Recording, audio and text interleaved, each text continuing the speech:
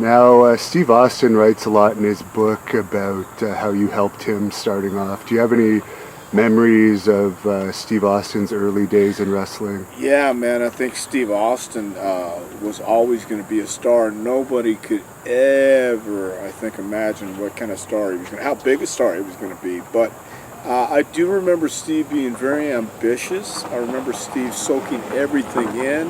And you hear that a lot, but what I mean is Steve would watch the matches, every match from start to finish, with the exception of the match he had to work, obviously. But yeah, I remember Steve as being very aware of what he wanted to do. He just had to find that vehicle to get there, and eventually he obviously did. So I had a lot of fun with Steve, man. We'd go to the gym. We used to I remember when a friend of ours left and went to Puerto Rico and left us his 1978 Tercel that had no air conditioning, and the radio was crap, and we'd go driving down the road to Evansville or Louisville, and with the windows down, our shirts off, Steve's hair blowing in the wind, my hair blowing, sweating, passing people going, yeah, look at us, we're big stars.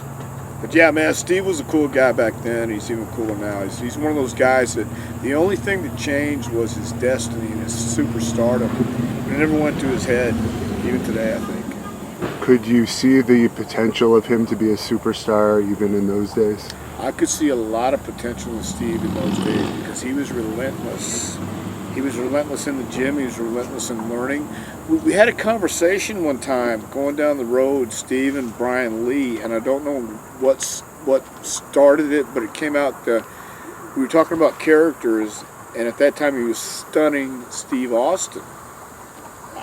And Brian Lee was called Primetime Brian Lee, and I guess there was Primetime Deion Sanders, and that's where Brian said he got the primetime from. And I asked him, I said, what is primetime? What is stunning Steve? Why are you stunning Steve? He's got that long, stringy blonde hair, the red Ric Flair robe, and the biker shorts with white boots. It just didn't ring true as stunning Steve.